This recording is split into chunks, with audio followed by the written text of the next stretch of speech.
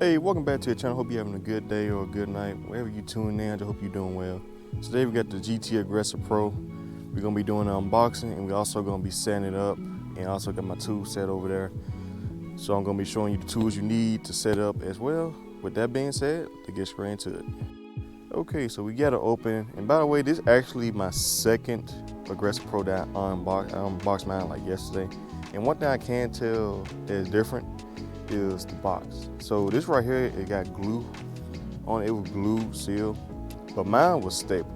So I'm pretty sure, I'm not sure honestly, but I can kind of take it. Maybe somebody probably had mine and they probably didn't want it, because everything pretty much new on mine except this right here. It had like a sticker or something like that, like sticky residue on there. But maybe someone returned it, they didn't want it or something like that, but just don't keep mine. Okay, so this right here, how it should look. So how I'm gonna approach it is I'm not gonna untie the zip ties until I need to. So that way everything kind of stays organized. Okay, so the first thing you're gonna do is take this cap right here off. So you can put the handlebars on, and what we're gonna use is a 5mm hex key. Okay, so once you take this right off, the handlebar basically slide down on there. So before you put this all the way on, screw it tight. You wanna make sure your lines are where they need to be. Something like this right here, because you want to be able to steer your handlebars, freely without having any type of tension. And you also want to make sure you line up with your forks. To be honest, you're probably not gonna get a real good, scraped until you actually, put your tire on. But for right now, you can just kind of eyeball it, tighten it down, and you also got two hex key screws right here, and you got 4 in the front, both on you the same size. This right here is a 4mm hex key. Just tighten these down. Even though these right here were already tight, sometimes they can be uneven, so you just tighten them down anyway. Okay, so before we go any far in the video, this right actually a different bike that my brother unboxing.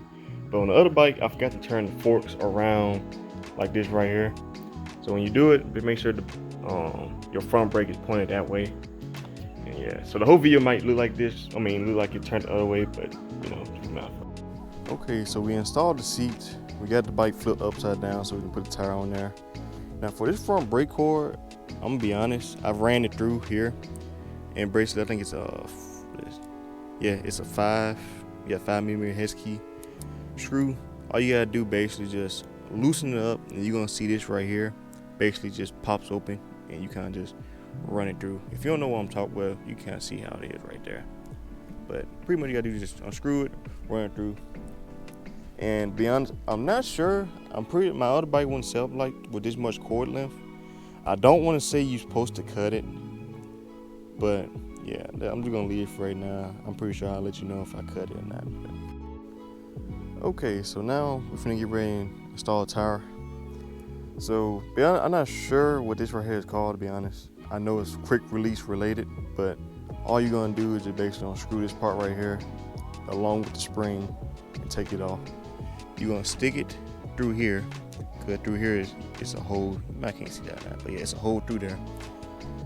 And you're gonna stick it through, screw it back on, and you're gonna put it on there. Okay, so it should look something like that right there. I got the clamp side away from the brake, cause I don't want the front, rub up against it when I close it. So it should look something like this. Okay, so yeah, it should look something like that right there. Like I said, this cord, I don't know. I'm pretty sure someone correct me in the comments. That's totally fine.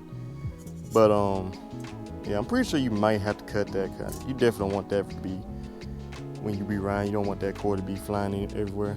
But just line it up with the brake pads. You want this ditch pretty much fall right between there. And what you want to do is just have it like that. Tighten that right there down with this right here open. Then when you get ready and you want to tighten all the way to the point where you don't want it to move, you just close it like that. And it should be hard to close depending on how you tighten it, but that's how you tighten it. Okay, so right now we're in the middle of installing the pedals. It got a label for the left side, so you want to make sure it matches with that, and also tell you which way to turn it. And for this right here, I'm using a 16mm wrench. All right, so pretty much everything set up. So all you want to do now is to go around, check like your brakes, make sure they ain't loose. Check your quick release, make sure it ain't loose on the back side too. Check your shifters, make sure it ain't loose. Same thing for that. Handlebar, seat, just make sure everything is nice and tight now. And yeah, I'm a little bit in a rush, so if I skipped anything, my bad. But yeah, if y'all made it far in the video, I appreciate y'all watching. Hopefully y'all gained something from it. Hopefully y'all already like the video, subscribe. I post videos every week.